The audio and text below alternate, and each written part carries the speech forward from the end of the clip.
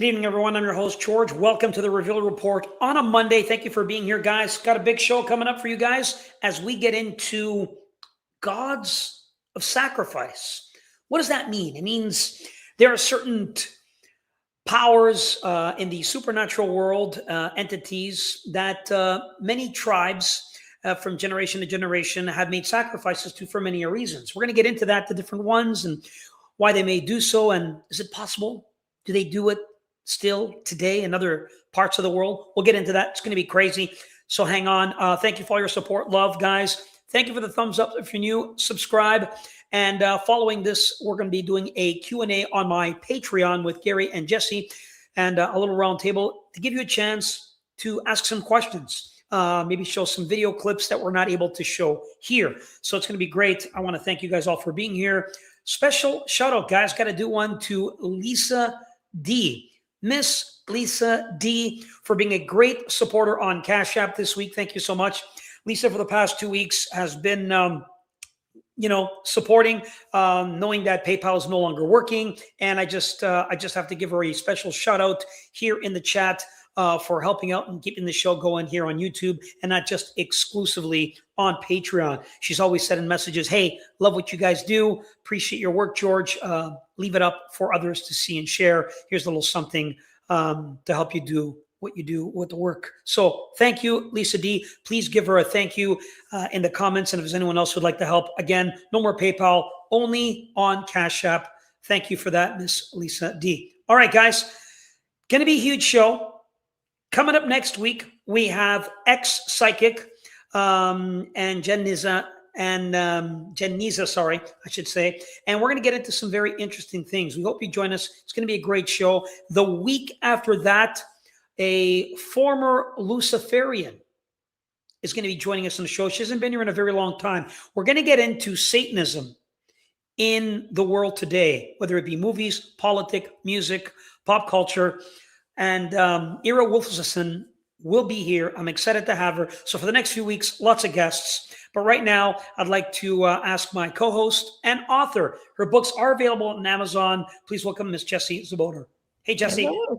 Good to be here.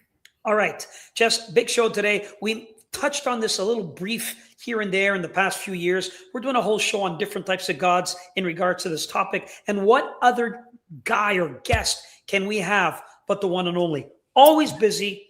This guy is like always doing something. He's got several books. He's working on more, if you can believe it. I mean, I can believe it. I can't wait to get them all. He's working on more. Now he's a big TV star.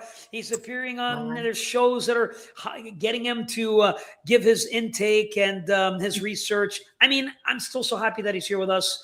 And everyone at the Reveal Report absolutely adore him. And we are honored to call her our friend. Please welcome Mr. Gary Wayne. Gary, welcome back.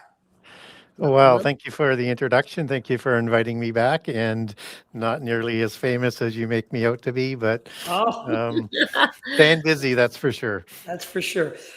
Gary, again, thank you for being here. Jesse, great show. Let's get into it, not waste any time. There are certain entities or deities, we could call them, that many human beings would make sacrifices to, whether it be animals, whether it be certain things, some say human beings. It's in the Bible. It talks about these. We're going to get into all of that. But the reason I picked this topic again is because I like to go and scroll through Instagram, Twitter, YouTube, TikTok maybe, and just look what's going on. What are people talking about? And for some reason, Moloch is popping up in all these feeds. Moloch.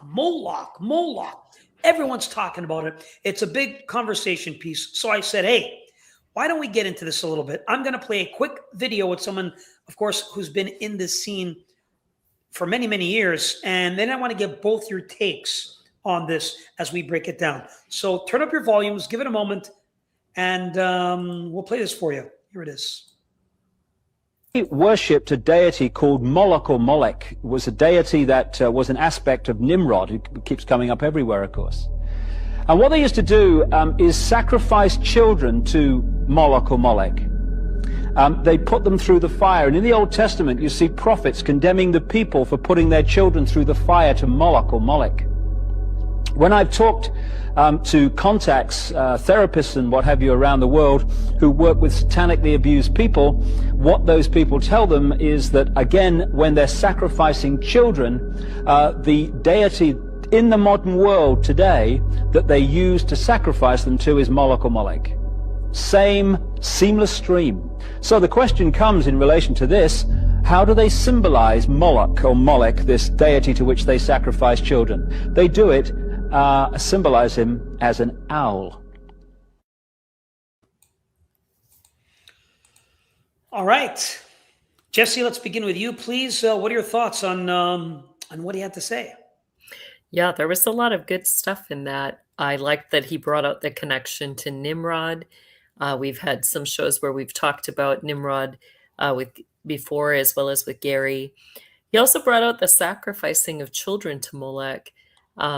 We get this image of this deity that he's a very bloodlusty, that he requires the blood of the innocent, and in mass amounts, as well as the symbolism of Molech, which is the owl, which we see a lot, whether that's in different businesses, whether that's in connection to elite members who worship Molech. I know when I went to some of the elite mansions that they now have that you can tour, I would see that symbol of Molech all over. In fact, it's even embedded in the glass edging at different Capitol buildings as you enter into the door. Sometimes it's like right on the edging of the Capitol doors, or it's literally built in the side frame where they have a little metal piece with that owl image as you walk through the threshold door. So interesting that it is a lot of places. Excellent. Thank you. All right, Gary, we unpack with you from all that video. There's a few things you could touch on. Where do we begin? Give us your thoughts. Yeah, it's a very famous god that I would say hasn't had that big of a spotlight shone on him, but he's known by many, many different names throughout the Middle East. So biblically, we get several different variations of him as well. So when we say Moloch, you might be looking out for Milcom and Malcolm and variations of that. That's all just different transliterations for Molech. And you'll see that in the Ugarit as Malaku, Malek. And Malaku might be more for the Sumerian version for the name, and names like that. But the original Semitic for it is MLK. So you might see it in that sort of form as well. But what that tells you is just with all of those different names, and in such a wide geography for the same God, this was at one time a very, very powerful God. And what's also interesting here is we have an image up on the screen is you have it that looks more like a lion face to me versus an owl face. But I think you could substitute either for Molech. He's not seraphim, but what he could be is cherubim. And you could depict him with one of four faces if you wanted to. You could have a lion's face. You could have a bull's face, and he's depicted as a bull quite regularly, as well as imagery. Could have a human face, which he's also depicted, or as a bird's face, as an owl or a raven, and birds like that are associated with the eagle would be another sort of falcon. Those are all the same sort of bird face gargoyle that are shown for the eagle sort of face. And I wonder whether or not when we see the gargoyle on Catholic cathedrals, whether or not that's to get Moloch involved there. Some people think that Moloch is the same god as Baal, but Baal's an Uraeus god. He has nothing to do with the cherubim, so he's a flying serpent god, is how he's typically depicted, although he can be depicted as bulls as well. And all of the gods were depicted as bulls and bull goddesses in the upper pantheons, whether or not it's at a Ugaritic text with the Baalim Council or over into Sumeria, wherever you go, bull is an association as one of the titles for the gods and goddesses. And of course that would be, bull goddesses like Nin, for example. And in this case, in the Canaanite pantheon. If we're looking at Baal, that's going to be a gnat. If you're going to go to before the flood, it's going to be Ashtaroth. Okay. Very, very good in regards to the breakdown on your thing, because it's the first introduction. Again, as per Gary, Moloch and Baal are different. They're from different sectors, which is important that he discusses this thing, and we're going to get into it because some people try to say that it's the same, but it's not the same. And I find it interesting that I started learning about this. I studied this for like 13 years, but before that, the first time I seen something like this was a movie. I was very young with my family, and they watched a movie called The 10 Commandments, starring Charlton Heston, where he portrayed Moses.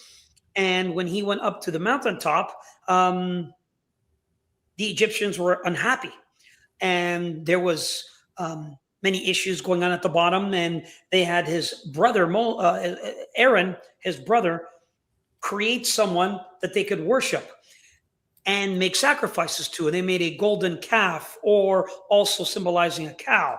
This here, I found this to be interesting. Maybe let me get both your takes on that, because this goes back even to then, even to the days of Moses, or at least that I realized that they were going to make a human sacrifice to this bull or calf, the golden calf, they per se. Jesse, let's begin with you. What are your thoughts on this golden calf or bull that Aaron supposedly put together with all the jewels that they took out of Egypt to make a sacrifice? Yeah, I'm on line with Gary with that you're going to get a lot of the entities that are symbolized by that form of, or one of the forms of the cherubic, whether that's the eagle, the bull. What's interesting is that within the system, they're going to take that further, that bull imagery often represents the Western quadrants and authority over the West. It's going to be distinctly linked with waterways, which was interesting because where the calf was made and Israel was worshiping, at the top of that mountain, there were 4 rivers that flowed out of there. And, those rivers supplied the entire area. So it was kind of like at the base of that, where it sounds like in scripture that calf image was made.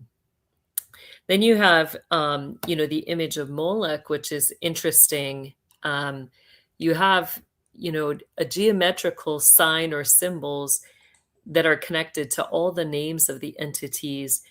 And those sigils with their names represent their authority, their jurisdiction, what they can be connected to, and kind of, it limits their thrones, their seats, their powers, and where they're able to kind of reside. So with that, you get an image that's partially used with the gold at the very top of Molech's symbol. You get a circle there, and that's connected to the alchemy sign for gold. And it's interesting because down at the bottom of his symbol, you get a crescent moon, which is part of the waning moons, and that tends to be when those in the system are going to worship Molech, is during the waning moon. So yeah, there's some interesting things with his symbol and everything connected with him. Excellent. Very good. Gary, your breakdown when it comes to this golden calf or this golden bull during this time. It's an interesting choice in the language of calf, because it's obviously related to bull. And it's an interesting almost compromise that is being done here with the idol, because they've left Egypt, where it's not sort of quote unquote a bull cult, although I would still classify it as, but it's more sort of known as it comes down through history as the Apis bull cult or the calf cult, right? So it's linking the Egyptian imagery, and then they're moving into the land of Canaan, where Baal, who's referred to in the Ugaritic text as the great bull, I mean, you can't get any more obvious that they're in the land of Canaan, and now they're doing a bull or a calf. And it seems to me they're trying to signal to coming out of Egypt and into the new land that they're going to worship the God of the land. And so I think it was one of those things where they thought, we can't survive on our own. We can't go up against giants in warfare. Moses has left us. We better, as in Babel, as Nimrod was doing, was send a signal to all the other nations, and particularly the giant nations who, after the flood are considered run by Rephaim, who believe they are the offspring of Baal and the Baalim council of gods, and bulls in their own sort of demigod hierarchy position. And so this is all designed as that message, is that, hey, we're leaderless and we are going to try and blend in. But of course, Moses comes back and he ends that pretty quickly. Again, yeah. So I'm learning this early on, shocked that this is going on. And now recently they're talking about these gods, And one of the things you're discussing here, guys, we could touch on this, is human sacrifice, or the sacrifice of children. Some in different cults of magic, Santeria, they'll do chickens, other types of animals. In voodoo, they'll do other types of animals as well. So there's, in different forms of magical rituals, there are different beings.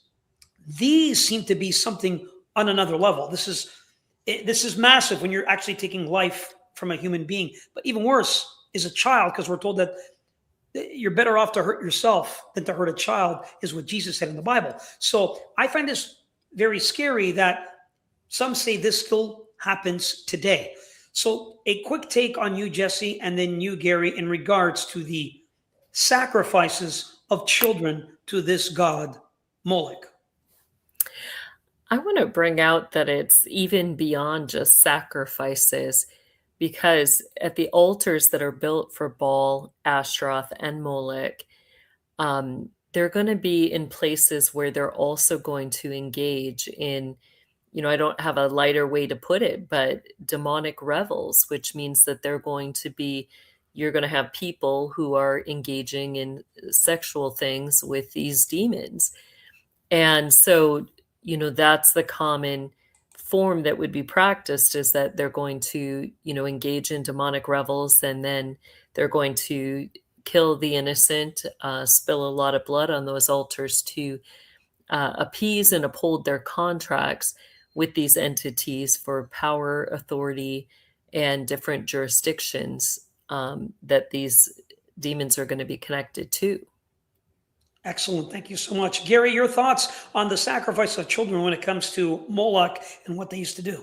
Yeah, and again, it's that bull imagery, and that sort of also part of that cherubim watcher sort of look, and also linking in that there's a tradition in the Greeks on with the Minotaur and the labyrinth, and they would leave children there for the sacrifice as well. And it's, again, a similar looking type of god, but that's because they're the same gods in each different pantheon, which is why you're going to have that. So with Moloch, it is absolutely bizarre, but also understand these sacrifices with children are also done with Baal. So that means that Moloch is going to be almost equivalent to Baal, or maybe Moloch might even be an antediluvian god that would have been, in there with the pantheon with El. However that works, he's up there in that hierarchy, and they're going to have it as common practice throughout all of Canaan, through all the different nations, whether they're Amorites or Hittites or any of the nations you want to name. They're all worshiping the Baalim Council, and they are sacrificing babies, and whether or not they're male or female, it's both, it doesn't matter, to both Baal and to Moloch. And we get that biblically, we're stated that, in in First Kings, for example, with Baal and with Moloch, you've got Leviticus and Jeremiah that's talking about these sacrifices that the Israelites are not going to be permitted to do. And the language is kind of strange too, because it's not just sacrificing babies, it's sacrificing them in the water, in the fire and through the fire, like to send them through the fire. And that is almost like taking them to the lake of fire. It's almost like some sort of perverted counterfeiting for the worship, that maybe they're looking at these sacrifices as being, yes, innocent, but not worthy of being in this world, and violating, because of their innocence, the corruption of the fallen angels. And so it's almost, again, like that inverse sort of inside out. Instead of sacrificing the innocent for our sins, they're sacrificing the innocents for their sins. Yes. Mhm. Now, guys, we're going to go through a few others that some people, aren't aware of, but one particular one is Odin. Now, these deities, these mythical and religious beings whom offerings are given to, they could range from food and animals to humans, where these things are dedicated to secure divine favor, to ensure prosperity, or maintain some type of cosmic order. And this one, a lot of people refer or associate with the Vikings, is Odin. And he's associated with rituals involving human sacrifices, such as those performed on trees through hanging. And this character, long beard, older man, they sometimes refer to him as the god of war, had one eye. I found that to be interesting, with the symbolism of one eye. So, Jesse, let's begin with you first. What are your thoughts on this Viking god, Odin? Yeah. It gets really interesting when you get into the system and their introductions or knowledge of Odin. It's going to be highly entwined with your order of Melchizedek. And in fact, you have Manly P. Hall mentioning Odin, as well as the mythical cities Odin is connected to, like Valhalla or Asgard. All of those he mentions in his book, Initiates of the Flame. And you do get a lot of the Norse worship, including the worship of Odin, within the Brotherhood system. Now, for them, the eye is going to be a sacrifice that Odin gave. He sacrificed his eye so that he could have wisdom and that he could understand the runes and learn the runic language, which is what you often see in connection to Odinism. So some interesting things there. That was for, more power, more magical abilities, and more control. Where he felt it was going to be most applied was in war. Very good. Gary, your thoughts in regards to Odin and the one-eyed god that the Nordics would worship? Yeah, well, the one eye, it sort of takes you back to the Cyclops, and there's two different groups of Cyclops, and one wonders whether there's a connection to the original Cyclops who also produced offspring. I tend not to go there. I kind of look more at, okay, who is this individual? He's kind of, you don't get a proper sort of history of the Norse pantheon of the gods. And Odin's kind of a bit out of place. He is sort of the chief god, but he's kind of different. And you've been kind of alluding to that. And so Yol, Jol, Yolner, is the name of Odin. And that typically would be understood as father, as in Father Odin. And also he would be known as the horn god as well. And for people who want to know where Yuletide comes from, that's Odin's hunt. And that's where it's from Yelner as well, or Yule one. And so the horned one. And he's kind of like the same god as Cernunnos, which is, you have these gods within the Celtic pantheons, and this is the same Celtic, it's just a different branch of the Tuatha De Danann. And you have Cernunnos as this odd god that's kind of out of place as well. And then when you move over to the Greek pantheon, you have these horned pan gods or satyr gods. And also in the Etruscan, which would be Proto-Latin, just as the Scythian would be Proto Greek, and both again are Tuatha De Danann or the giants, you actually have a god named Cern, C-E-R-N, and can be pronounced Cern or Kern, depending on which transliteration you're coming down with through history. And in Proto-Indo-European, the language of the giants, you have that same word, C-E-R-N, can be again pronounced both ways with a C K sound and or CS sound. So Cern or Kern, and it means a two-horned god. Well, all of a sudden you've got the same imagery as Molech or Baal, but and typically again it's the Molech one that's a bit out of place. So again, I would more or less associate that with Molech, and with the out of place aspect of it, like with the pan gods, it's kind of like Azazel, who has been degraded to that goat god or a horn god, and as he's depicted within the occult, that is, I think, might be a reflection of that same type of god and order of or partial order of degraded seraphim gods. Very well said. A lot of information you guys are bringing out today. Much appreciated. Let's get into the next one. Or before I do, actually, there was something I wanted to get your take on is some of the logos or symbols. Some might say sigils that represent Odin. Give me your thoughts on these. These are their symbolism we have. It's very interesting. So what's your take you on get that? in the middle there, those are connected to the runes. Then another common one we see a lot down on the bottom to the right, the tree of life. You're going to see that a lot in different forms of Kabbalism, as well as Solomonic and Enochian imagery. Then we see the kind of the three intersecting triangles. That's a common one. The one up at the top left there, that connects back to your Pentacles of Solomon.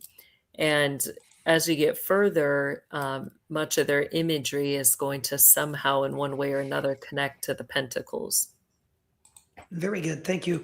Gary, your thoughts on some of these logos? They mean anything to you, or what do you think about these? Some of them are certainly obscure for sure. Like I certainly couldn't tell you what the runes or the script there would say. I would also add on the one on the bottom right-hand corner is you could look at that, and these will have probably multiple allegories within the craft and within polytheism. It could also be the family tree and a great elm tree and bloodline of the gods into the demigods and the royals sort of downstream. I do also look at those three triangles as three pyramids. Just as you have the three major pyramids at the belt of Orion, which would again have a connection back to Nephilim and back to the god of the rebellion, or Orion, or an offspring that was leading the rebellion for the fallen angels. So I look at that as a bit of a connection. The other ones, I mean, you've got a god that is a hunting god, so you're going to have weaponry that's involved with that as well. So it's just a matter of what sort of weaponry they're going to present. And all the gods had weapons of extraordinary power and magic. So, but I as far as the two on the left side, not really familiar with those, but they're rather intricate. All right, guys, let's move along to the next one that people may be aware of. This one here, very, very interesting. And this is Osiris, and he's the ancient Egyptian god of the afterlife, death, resurrection, and fertility, acting as the supreme judge of the dead. He was murdered by his brother, by the way, and Osiris was resurrected by his wife, Isis. Interesting. Let's get into it. Jesse, what are your thoughts first on Osiris? Well, as a fun and interesting, unique fact, part of the story with Osiris, when he was murdered by his brother Set, and he killed him by trapping him in a chest and throwing him into the Nile River. That what was interesting about that is that the chest was believed to be to have a sort of interesting, unique lock that was on the inside, and that lock being like a puzzle. And so the theory was that if he could figure out the puzzle, then he could get out of the chest and survive. Fortunately, he wasn't able to figure it out. Now, ironically, that chest is actually at the Biltmore Gloria Vanderbilt's mansion in North Carolina. So I just want to put that out there for people interested. And the Vanderbilts were very, invested in Egyptian type things, and we'll just leave that there. But there's a lot of worship of Osiris in the system, and in fact, the kind of the triune deity, because Osiris doesn't just come by himself. He comes with Isis as well as, his son and stuff as well. So a lot of imagery is going to include that threefold bond in the Solomonic and the Enochian magic. Excellent. Gary, your thoughts in regards to Osiris, this ancient god? Yeah, that first depiction looked more like Anubis to me, but in terms of the jackal head versus Osiris being a Uraeus god as he's typically depicted. Mm-hmm. But again, it's not unusual where we might see some interesting looks that we might surprise us to a certain degree. Osiris is understood as an important figure within the lower level of the secret societies, at Freemasonry in particularly, and up even as into the Rosicrucians. Osiris is an allegory for Satan, and reflects Satan as the offspring god that was ruling after the flood for a short period of time. Replaced the parent god, which happens in all of those different religions. He is interesting in himself is because he is killed by his brother Set and is said to have been ascended up to into the sky, into Orion, as a part of that sort of constellation as a star. But then again, that's not an unusual kind of allegory for the gods, because they call themselves stars, and the main ones are more wandering stars versus constellation stars, as in planets with the wandering stars. And just as Ashtaroth is actually has the word star as the major component of in Greek, as in Aster, as part of that imagery as well. So Osiris is really, really important when it comes to the ancient history early after the flood, and is still held at a very high level. In fact, probably a more prominent role, at least at the lower levels, than what Baal would have, which would be the same god, but it's the allegory importance that I think certain sects of polytheism will focus on. But it doesn't matter whether it's Zeus, and it doesn't matter whether it's Anki. They're all the same god. Can I bring out one more point about that as well? When you get into the Osiris worship, it's going to be heavy, including all forms of Egyptian things, which is going to include the Book of the Dead, as well as, Egyptian type burial practices. Yep, very good. Guys, let's move on to something a little bit more modern or up to date in regards to what people are discussing and talking about. And it still goes around to this day, something that a conspiracy theorist, very infamous, by the name of Alex Jones, discussed, and that's Bohemian Grove. And this is a place where so-called politicians, I guess some celebrities and so forth, are on a very long waiting list. You have to be invited to get on to partake in. There is a leaked video that he snuck in to film of them doing a mock sacrifice to an owl. Here is the owl. That's daytime. Picture was taken. And this is a night shot of the owl here. And they did a mock sacrifice to this owl. So I want to get into a little bit about who the owl is and how these elitists are doing these sacrifices in regards to Moloch. Again, the representation of the owl.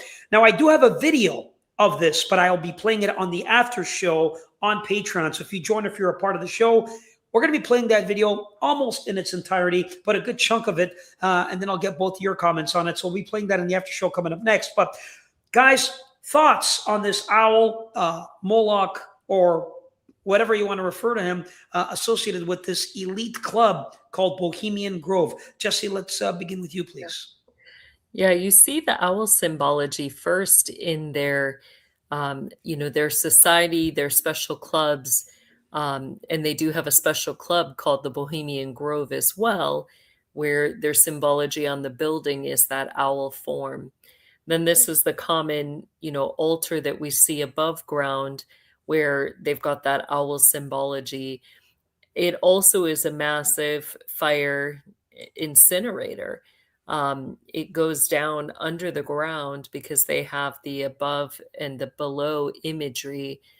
And above ground, you'll see kind of almost a play during the day where they're, making it look like, they're just play acting the sacrifice, while at the same time at night, they're going to be doing the real sacrificing. And this is an area where you get a mass amount of sacrifices. This area has been known for a very long time. Yeah, this is that image that we're seeing on the screen there is from their club, one of the images for that. Yep. All right, Gary, let's get your take. Bohemian Grove, Yep. an owl statue. They spared no expense with fire explosions. They had people in costumes and a wardrobe. Again, I'll share the video in the after show so you can get an idea and hear what they had to say on the audio. Interesting clip. And what are your thoughts on these elitists? Because they're definitely not near you, but these politicians that were seen there, that people have witnessed, others have discussed it, that show up to this. Very interesting. What are your thoughts on this? Yeah, interesting on that depiction, not this one, but it's also shown here. But even on the actual owl sort of imagery on the plating on the wall there, those were like almost angelic-like wings. They come up over the shoulders like that, as angels' wings are typically sort of depicted. And you see that large canopy type of wings on the Bohemian Grove owl as well. Again, that would be like the canopy wings of a cherubim covering the throne, right? So you get some throne imagery there from a watcher. And typically when you have a bird sort of imagery, you're into the cherubim face again. And if you go into and look at reliefs in Sumeria, you have these rituals around this electronic tree of life, I think, is typically what people conclude it to be. But one has a depiction of a bearded angel with black hair and very stocky and wings, and then the identical depiction, except the head now is an eagle. So as I talked about, eagle, raven, owl, same type of imagery. An owl typically could be used to understood as the sort of the female side versus the raven, which would be the male side, using the bird allegory for the cherubim. So owl has a tradition back to goddesses like Lilith, but there may be an influence here of the Popol Vuh as well, with the Xibalba, which had owl faces as well, and then one separate house called the House of Camazotz, which was a bat face. So some sort of relationship, but not quite the same as the Xibalba of the Popol Vuh. So this imagery again is watcher imagery. And we know in the pantheon that with the watchers, there's more than just the serpentine ones. There's other ones that are put in there as well, and typically they're cherubim faced, whether it's a lion or a bird or a bull. Mhm. And again, you have this connection back to power, because the Bohemian Grove is basically giving the permission for, particularly famous for, anointing and selecting who is going to run in each political party of Republican and Democrat.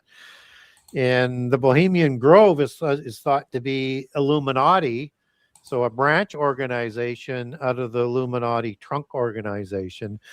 And so the US is kind of the center of power in the modern world. So this is a significant throne seating and a choosing of leaders for that throne. Very, very good. There's a lot about this, guys, that interests me. And in researching the owl, there's a lot. There's companies that associate themselves with the owl. And here's a particular group. I think they're called the Order of the Owl. Not sure if you guys ever seen these guys before. Have you ever seen the Order of the Owl here? Yeah, I think there's a connection with that at the lower levels. Like we see on the main guy there in the center, Mhm. he's got the 3 rings kind of together. That's a connection to your odd fellows.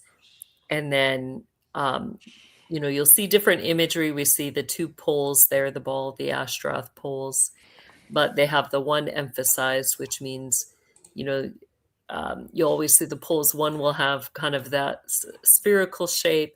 The other, they would kind of make more square on the top, or they might have a sun and a moon image on those different poles, representing different times that they're going to engage in rituals.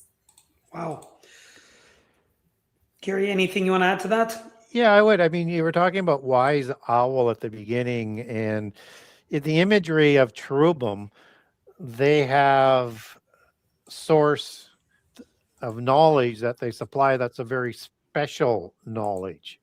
I've never been able to sort of gained access to what that kind of special knowledge that it is, but it comes through the third eye typically, with that connection to that direct connection to receive that sort of knowledge. So it's interesting how wise and this secretive knowledge is kind of interwed into the occult allegories.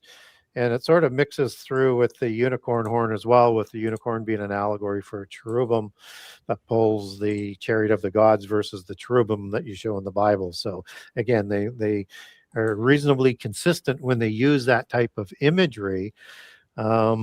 And now you're showing 3 owls. I'm not so sure what the 3 owls would represent on that. Yeah, and these are just, I guess they're pinned. This was the order. It's the Order of the Owls. I guess that's their logo or pin. Right. Just interesting in regards. It's the lower, and it's the branches of the laurel tree there as well, which this was used for the branches of the gods for the crowns. Wow.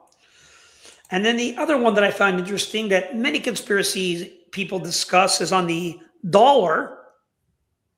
The old dollar, as you can see in the bottom corner there, there's an owl that's drawn.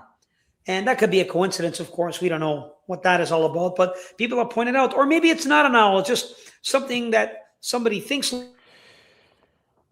I think there's a good chance it is the owl. I would say so. Yeah, I mean, even above it, look at how the kind of the crisscrossing lines above make an M shape, which we saw that same. I was saying the crisscrossing lines show the M shape, which is the same M that we saw in Molech's sigil.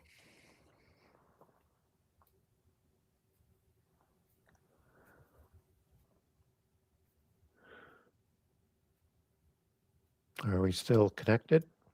I think so. I think we lost George. I think we did. We're both in the background. I don't know if they can hear us or not. Yeah, it's hard to know. I don't know whether somebody in the chat room can post whether or not they can hear us or not. Yes, they can hear you, but they can't see us. Well, that's good. We can fill in some airspace until George decides to show up then. Certainly. So, yeah, Um, I mean, I don't know about you, Jesse, but when I look at owl imagery, I mean, there's just so many different things and avenues to go down. Even, the owl, and as you relate that, kind of back to the U.S., mhm, it's kind of has a relationship as well with warriors. mhm. Just as you have the flaming swords of the cherubim to guard the outskirts of Eden after Adam and Eve are ostracized, and the cherubim or the cherubs that are used to protect the palaces and the temples and the gateways and of the portals to the underworld. Yeah, they were. And I love that you brought out the wings as well, because there's a lot more hidden symbology in the formation of the wings. That's one of the ways in the system they will communicate certain things. Like when you see the wings of Osiris, where, it's more like the Egyptian, they're out flat um, and straight. That represents, thelemic magic that also can represent Osiris and, the worship of Osiris. When you see, the eagle, where it's more like it's turned and it just has like the one wing, Yep. that in their symbology they use to represent the Nazi junior training programs. When you see both of the wings, like we saw in the Molech symbol, that we commonly see, especially in a lot of our public buildings or governmental buildings, where you're going to have the courthouses, you're going to have even the eagle that was on top of our flag for a long time. You saw that same wing shape representing that 33rd degree of illumination. So they have different ways of expressing the degrees in the system through the wings. Yeah, I always thought it was interesting on all of the angels where you have different kinds of wings that were so, Hmm. told biblically on some of them. But one would think that in the polytheist religions, they would zero in on that and then add their own allegories and meanings to that in different situations. And again, it would be, that probably is fairly high up into it. Maybe, Jesse, from your experience, but wings are Yeah. just so profound in terms of how they look. And I think they just have to be a significant part of the polytheist worship. Yeah. That'd be a great show to do on Angel the wings wings. or Yeah. just wings of The decoding of the wings, all how they right. use it in their symbology and in their worship. I'm up for it. An amazing conversation. We'll continue in the after show with a Q&A. Gary, Jesse will be answering some of your questions. We'll also be showing some footage of Bohemian Grove and maybe some other type of mock sacrifices that have been going on. Lots going on in the world. We'll get into it right after this. I want to thank you guys for being here. And I want to say, guys, a lot is going on. And this show is based on a conversation that happened in a particular file. There's a file. Files have been released, and certain gods or these deities are being mentioned in these files. We might have to do a show specifically on that. So stay tuned, ladies and gentlemen. All right, Jesse, before we sign off, anything you'd like to say to everyone, how they can support your ministry? Yeah, you can support me at patreon.com/Jesse Saboter, as well as on my website, kingdomlivingwithjesse.com. And on my website, you'll find tabs to my courses, my books, and my workshops. And I do have some upcoming ones, so I encourage you to check that out. Excellent. Gary, talk to us, my friend. How can people support you and get more information about all the new projects you're working on? Let us know. Yeah, so the best way to get hold of me is through my website, and if you're interested in supporting me, is also go to my website, the Genesis6conspiracy.com. That's the number 6conspiracy.com. On that website, there's a generous excerpt of all 98 chapters of book 1, all 84 chapters of book 2, and then I have a write-up up there about the Oprimo conspiracy that is releasing April 1st, and pre-orders are going very, very well. And continuing to promote that on all of the shows. And it's a novel based on my research. So we want to be able to bring some of my research more mainstream, and it's about the end time, but it has to do a lot with prehistory as well, in terms of the imagery and the bloodlines and the secret societies and the locations, and how that has an impact on the end time, and also lays out how the end time might come about. And it focuses on, as well as a main sort of thought or subplot in it, is how AI's influence is going to affect it. And thus the subtitle is AI's Covenant with Babylon. So the Primo Conspiracy, AI's Covenant with Babylon. April 1st, it will be released, and you can go to my website and you get signed copies on that. So if you go to the Buy Now page, you're going to see 5 pages up there. You're going to see by page 1, that's book 1. By page 2 is book 2. By page 3 is for the Primo Conspiracy, and each of those have discounts for multiple copies of each book on each page. So starting at 2. And then page 4 is bundling for books 1 and 2, so you can bundle them together and get the discount starting at 2. And also the Primo Conspiracy bundles all 3 of them on page 5 together. So that's how you can do the bundling. It's also available on Amazon, barnesandnoble.com for pre-order. I am told Kindle is going to be out probably a few days before April 1st. And I'm also received an update on the Audible version. It should be out within a couple of weeks or so after April 1st. Excellent, Gary. So much going on with you. We do appreciate you. Guys, I want to thank you all for being here. Again, we're back next Monday. Huge show with Jen Niza, ex-psychic. Following week, Ira Wolfelsson, as we talk about Satanism in pop culture, in the world today, and on TV. Going to be a great show. Lisa D, thank you so much for your support. Much appreciated. On Cash App, guys, if you could send anything to help keep this show going, much is appreciated. My information is in the comments right here and also in the description. It means a lot, guys. On behalf of Jesse, Gary, and myself, thank you for joining us. Join us in the after show coming up next on Patreon. For now, good night and goodbye, everybody. We'll see you next week. Bye-bye.